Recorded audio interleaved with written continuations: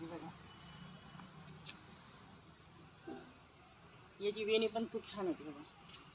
याची नवरात्रामध्ये याची वेणी गजरे करून लावतात वेणीला, असं खूप छान एवढा सुगंध येतो ना फुलांचा, मस्तपैकी येतो. बघा आता आपण पुढे बघतो. वरून अशी गर्दी लागते पानांची. बघा किती फुलं आहे इथे, बाप रे बाप. तिथे मोठं झाड आहे कॉर्नरवर एक. बघा सगळे फुलांची झाडं, आणि खूप वास इतकं छान येतं त्यांचा,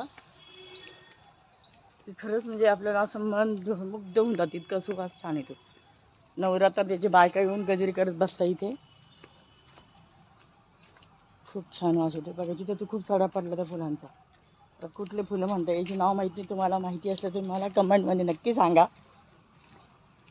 कारण त्याचं झाडच खूप मोठं असतं ना, खूप झाड मोठं असतं याचं, मोठं. हे बघा किती ते दाखव, किती गुच्छ आहे समोर, जवळून दाखव ना. किती सुंदर दिसतं बघा. सगळं पांढरं शुभ्र झाड झालेलं आहे ते, जवळ जा ना.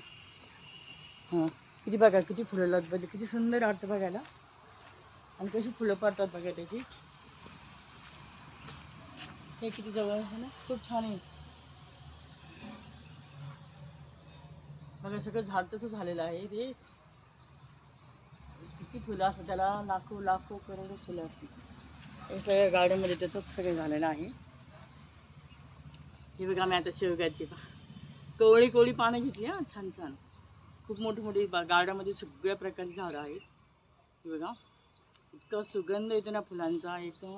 नवरात्र बायका अशी मस्त वेणी गुमतात त्याची, आणि वेणीला खूप छान.